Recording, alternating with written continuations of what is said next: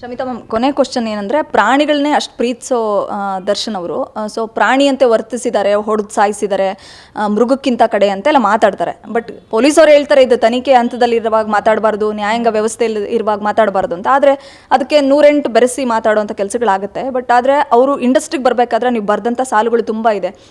ಹಸುವಿನಿಂದ ಬಳಲಿದ್ದಾರೆ, ಒಂದೊತ್ತು ಊಟಕ್ಕೂ ಕಷ್ಟ ಆಯಿತು, ಆರಂಭದಲ್ಲಿ ಅವಮಾನ ಅನುಭವಿಸಿದ್ದಾರೆ, ಶೂಟಿಂಗ್ ಸೆಟ್ಟಲ್ಲಿ ಊಟಕ್ಕೆ ಕೂತ್ಕೊಂಡಾಗ ಯಾರೋ ತಟ್ಟೆನ ಕಾಲಲ್ಲಿ ಒದ್ದಿದ್ದ ಇನ್ಸಿಡೆಂಟ್ನ ಅವರೇ ವೀಕೆಂಡ್ ವಿತ್ತಲ್ಲಿ ಶೇರ್ ಮಾಡಿದರು. ಈ ಥರದ್ದು ಒಂದು ಸ್ಕ್ರ್ಯಾಚ್ ಲೆವೆಲಿಂದ ಬಂದಂಥ ಮನುಷ್ಯ ಇವತ್ತಿಗೂ ಶೂಟಿಂಗ್ ಸೆಟ್ಟಲ್ಲಿ ಲೈಟ್ ಬಾಯ್ ಮಾಡ್ತಿರ್ತೋ ಕೆಲಸನ ಮತ್ತು ಅಸಿಸ್ಟೆಂಟ್ ಕ್ಯಾಮ್ರಾಮೆನ್ಗಳು ಮಾಡ್ತಿರ್ತೋ ಕೆಲಸನ ನೋಡ್ಕೊಂಡು ಕೂತ್ಕೊಂಡಿರೋವಂಥ ಮನುಷ್ಯ ಹೊಡೆದು ಸಾಯ್ಸೋಕ್ಕೆ ಸಾಧ್ಯನೇ ಇಲ್ಲ ಅನ್ನೋದು ಡಿ ಬಾಸ್ ಅಭಿಮಾನಿಗಳ ಮಾತು, ಜೊತೆಗೆ ಅವರು ಫ್ಯಾನ್ ಆಗಿ ನಿಮ್ಮದು ಮಾತು. ಬಟ್ ತುಂಬ ಜನ ಪ್ರೊಡ್ಯೂಸರ್ಸ್ ನಮಗೆ ಹಲ್ಲೆ ಮಾಡಿದ್ರು, ನಮ್ಗೆ ಹೊಡೆದಿದ್ರು ಅಂತಾರೆ. ಬಟ್ ಅವತ್ತು ಬೇರೆ ಥರ ಮಾತಾಡಿದ್ರು ಅವ್ರ ಜೊತೆಗೆ ಸಿನಿಮಾ ಮಾಡಬೇಕಾದ್ರೆ, ಇವತ್ತು ಬೇರೆ ಥರನೇ ಮಾತಾಡ್ತಿದ್ದಾರೆ. ಕೊನೆಯದಾಗಿ ಮೃಗ ಅಂದರೆ ಅದು ತಪ್ಪಾಗುತ್ತೆ ನನ್ನ ಪ್ರಕಾರ. ದರ್ಶನ್ ಅವ್ರನ್ನ ಮೃಗಕ್ಕೆ ಹೋಲಿಸ್ತಾ ಇದ್ದಾರೆ, ಅಂಥವ್ರಿಗೆ ತಮ್ಮ ಕಿವಿ ಮಾತೇನು ಅಂತ. ಇವಾಗ ಇಲ್ಲ, ಅದನ್ನೇ ತೊಗೊಳ್ಳೋಣ, ಮೃಗನೇ ತೊಗೊಳ್ಳೋಣ. ಮೃಗ ಅನ್ನೋವಂಥ ಒಂದು ಮೃಗ ಅಂದರೆ ಪ್ರಾಣಿ ಅಂತಲೇ, ಮತ್ತೇನು ಬೇರೆ ಅಲ್ಲ, ಪ್ರಾಣಿನೇ ಅಲ್ವಾ. ಈಗ ಎಷ್ಟೋ ಥರದ ಮೃಗಗಳಿದೆಯಲ್ಲ, ಮೊಲನೂ ಮೃಗನೇ, ಪ್ರಾಣಿನೇ, ಸಿಂಹನೂ ಪ್ರಾಣಿನೇ.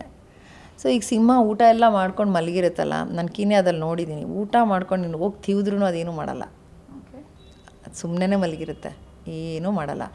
ಸೊ ಬಹಳಷ್ಟು ವಿಶ್ಲೇಷಣೆ ಮಾಡ್ತಾ ಹೋದರೆ ಈ ರೀತಿನ ಆ ರೀತಿನ ಹಾಗ ಹೀಗ.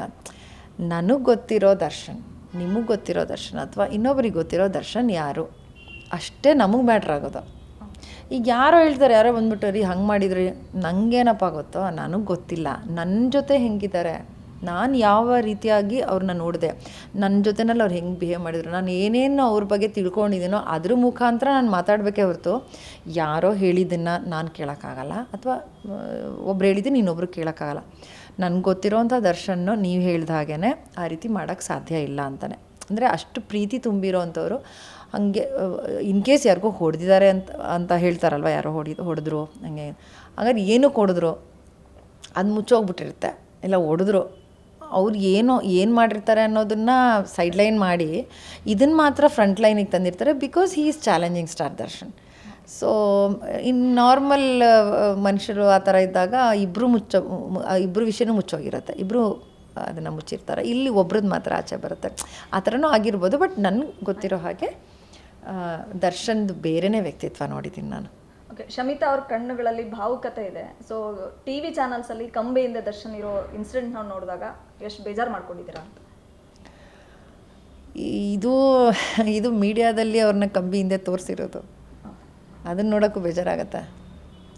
ಯಾಕೆಂದರೆ ಕಂಬಿ ಹಿಂದೆ ದರ್ಶನ್ ಇರಲಿ ಅಂತ ಬಯಸೋವಂಥ ಮನಸ್ಸುಗಳು ಬದಲಾಗಬೇಕು ಮೊದಲಿಗೆ. ಯಾಕೆ ಈಗ ಅವರಲ್ಲಿ ಇರೋದನ್ನು ನಾವು ನೋಡೋಕ್ಕೂ ಇಷ್ಟಪಡಲ್ಲ, ಹಂಗೆ ನೋಡಿದ್ರೆ ನಮ್ಗೆ ತುಂಬ ಅನಿಸ್ತಾ ಇದೆ ದರ್ಶನವ್ರನ್ನ ನೋಡಬೇಕು. ಆದರೆ ದರ್ಶನ್ ಅವ್ರನ್ನ ಆ ರೀತಿ ಯಾಕೆ ನೋಡಬೇಕು? ಅವ್ರು ಬರಲಿ, ಹೊರಗಡೆ ಬಂದು ಅವ್ರನ್ನ ರಾಜನಾಗೇ ನೋಡೋಣ, ಅವ್ರನ್ನ ಚಾಲೆಂಜಿಂಗ್ ಸ್ಟಾರ್ ಆಗೇ ನೋಡೋಣ. ಇದು ಒಂದು ಚಾಲೆಂಜೇ, ಹೈಯೆಸ್ಟ್ ಚಾಲೆಂಜ್ ಅನಿಸುತ್ತೆ ನನಗೆ. ಅವರಿಗೆ ಯಾವ ಟೈಮಲ್ಲಿ ಅದನ್ನು ಬಿರುದು ಕೊಟ್ಟರೋ ಗೊತ್ತಿಲ್ಲ. ಚಾಲೆಂಜಸ್ ಮೇಲೆ challenges, and this is the heights. So ಈ ಚಾಲೆಂಜನ್ನು ಅವ್ರು ಮೀರಿ ಬರ್ತಾರೆ ಅನ್ನೋ ನಂಬಿಕೆ ಇದೆ ನಮಗೆ. ಆ್ಯಂಡ್ ಆ ರೀತಿಯಲ್ಲಿ ನಾವು ನೋಡ್ತಾ ಇದ್ದೀವಿ ಅಂದರೆ ಅದು ಮೀಡಿಯಾದಲ್ಲಿ ಮಾತ್ರ ನೋಡ್ತಾ ಇರೋದು.